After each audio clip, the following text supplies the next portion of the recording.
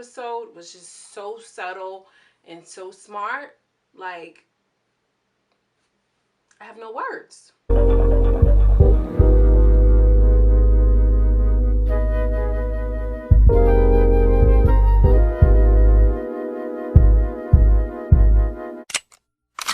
Hi my loves, your little girl from around the way, where we have culture, conversation, and community. And in today's video, I am going to be discussing HBO's I May Destroy You, episode 10.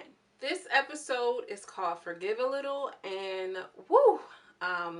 Forgiveness is a theme that is all throughout this episode. Now that I'm thinking about it, kind of all throughout of the season. So this episode kicks off with the young Arabella, and she's patiently waiting to get her McDonald's, and she gets the McDonald's eventually from her father, which she ended up vomiting.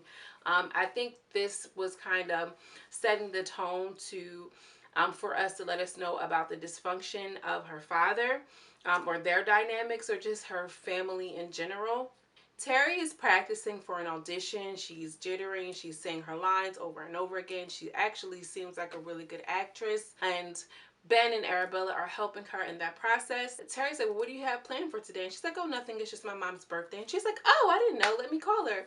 She FaceTimes her. She's like, Auntie, happy birthday. You know, all of this, all of that, which shows how close and how interconnected she really is in Arabella's life. So Kwame is pretty much on a sex binge. He is on a spree, and he is just getting it in any chance that he gets. No matter how he gets it, he's hooking up with multiple guys.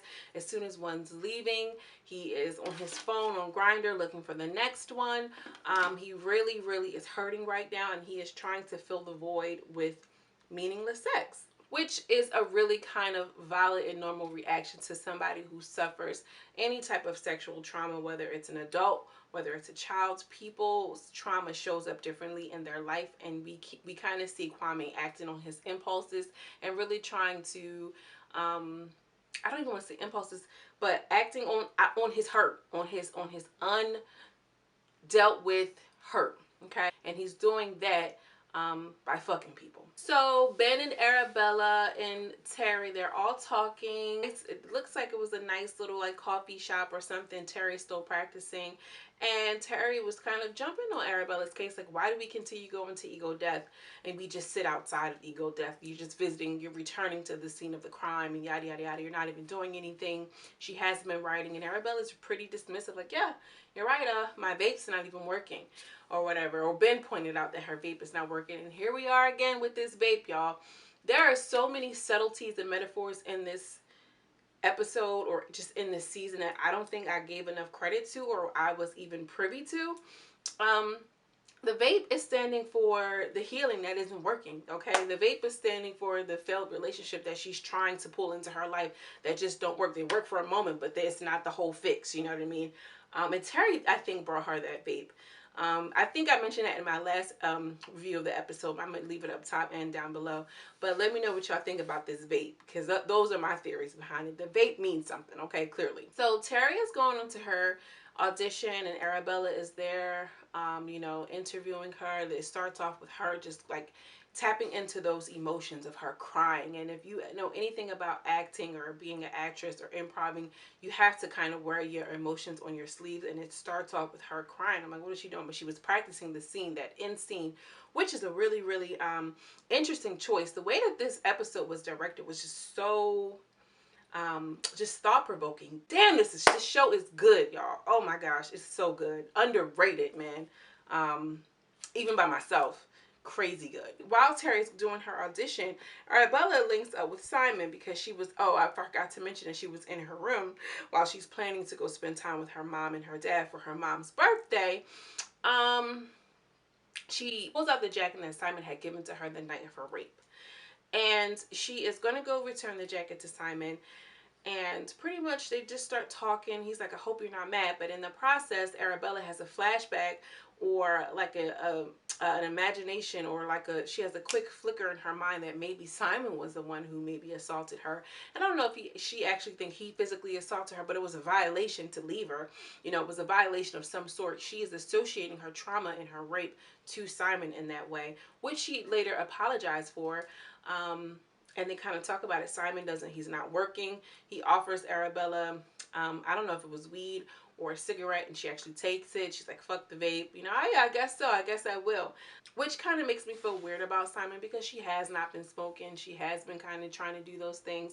But again, she's been doing those things off of false pretenses and trying to fill this void. And are they really working? Like, does it matter if she's smoking or not? Those are the kind of questions that I'm now asking myself after watching this episode twice. So she gives him the jacket back, and, you know, like, I hope I'm cool, whatever the case. And Simon pretty much reveals that, like, well, you know, Terry was the one who gave me permission to leave. So she actually has 2 L's and I only have 1. But I'm like, first of all, nobody should give anybody permission to leave someone, period. You are a man. You came in with her regardless. So I don't like the way that was worded. If you watch any of my reviews, you know how I feel about that. You don't need anybody's permission to, like, I don't have permission, like, oh, I killed your dog, but I got permission from this person. It doesn't matter. I am my own person, and I love animals. I would never hurt them. You know what I mean? He should have done that. And Terry and Arabella's like, she's stuck. So she doesn't even respond in that scene. The next scene kicks off with Arabella, the brother, and the mom in the kitchen, and they are preparing her birthday dinner. It's interesting though, because they're preparing the dinner for the mom for her birthday, but it feels much like they're preparing for the dad just to be around. So it's the mom's birthday, but everybody is very, very concerned about the dad coming to the dinner. Terry also calls Arabella. She just looks at the call and just doesn't take it at the time. She's trying to talk with her little brother, who apparently is not in a relationship any longer. He tried to kind of go there with her, but she got distracted by the door because she thought it was her dad. So that was like a missed opportunity to kind of connect with her little brother, which we see her do, like, missing opportunities to really connect with her friends as well. And then anyway, in comes this woman, and she hands the lady something. She hands her mom something, and they're talking in their native tongue, which is called Twi. And they're like, oh, and then when she leaves, they're like, oh, hi, Auntie Nora. She's like, I don't really remember her. And it's like, oh, you don't? Like, you know, whatever the case, because you were so busy in the Game Boy, like you were so consumed somewhere else. And Nick makes a comment of, I learned it because I wanted to know what the adults were talking about, whereas Arabella never learned. Auntie L, she leaves, and they're still waiting for the father. Essentially, like, it's mom's birthday, but they're waiting for the dad. Interesting family dynamics. After she leaves, though, Arabella has a flashback of her and Terry walking home from school and trying to impress a guy who was obviously digging Arabella and, you know, wanted to check her out. So Terry was like, girl, you gotta get out your school uniform and yada yada yada. She calls her dad, and she's like, well, are your parents even married? She's like, yeah, they're just not living together. And you can tell from a young age Arabella was in denial that her parents' relationship wasn't traditional, that maybe it wasn't healthy, that maybe it was toxic. And Terry's like, okay, much like she's doing today. Nobody ever really gives her the real. Nobody, just like, everybody just lets her live in this deluded world. So she sneaking into her father's home, where she doesn't have a key to the flat. Y'all like my little UK lingo? Okay, I know y'all like it. So she goes inside of the house, and she's sneaking in the home, and she realizes, she remembered Auntie L was at the dad's house, and she was just in a t-shirt. Obviously, they were messing around. So she sneaks out the house and just tells the woman to, like, be quiet about it. You know what I mean? And it's so weird because even younger, she was up to her tricks and kind of doing things that maybe she's not so proud of. Auntie L was at the house and also was telling the mom that he's no good. Like, she seemed like she was more okay. Like, they almost seemed like friends. And she was just telling the mom, like, they're no good.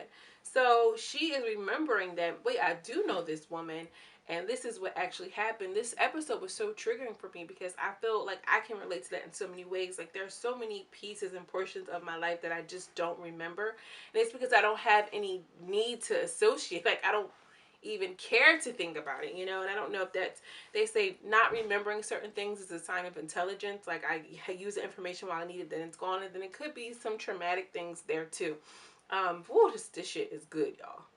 So then the next scene, they are all sitting at the table and they're shooting in different shots, okay, showing the disconnection. And they're all just like waiting for the boy. The only person at the table that is kind of like over the shit is Nick, the brother.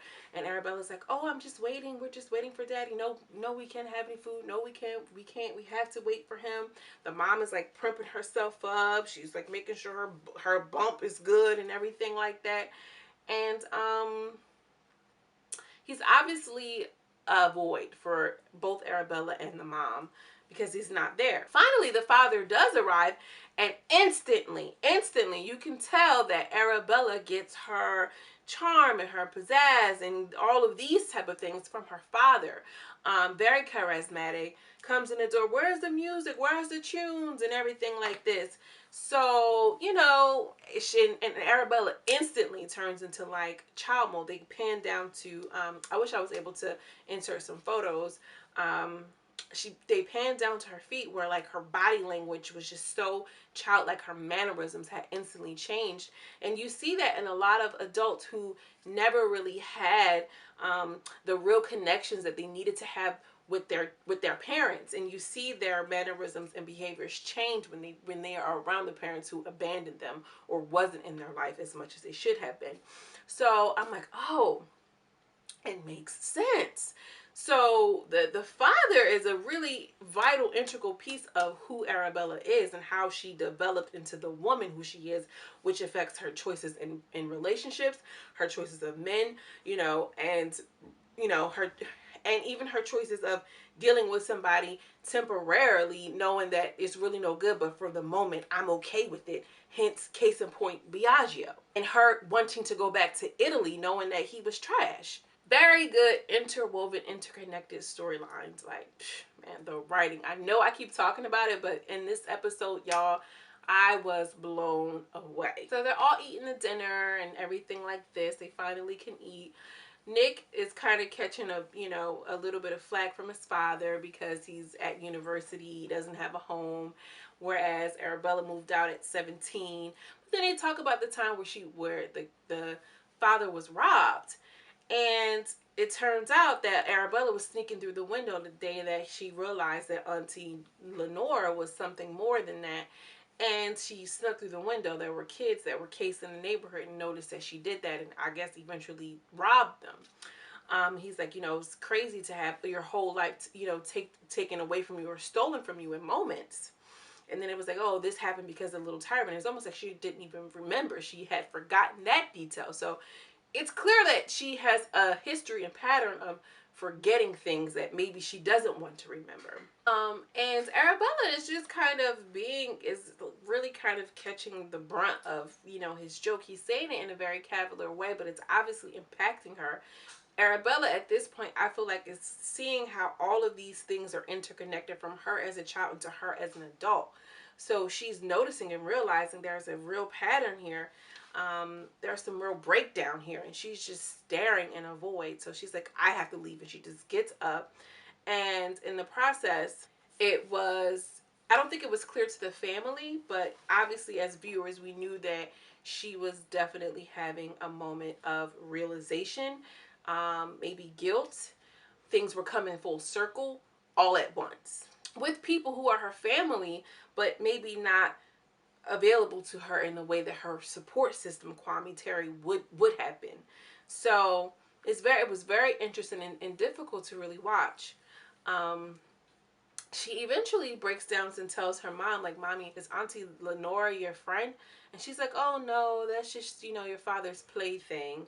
And then she's like, are you okay with that? And she's like, well, I'm single. I have no reason not to be. But you obviously can tell that Mom cares.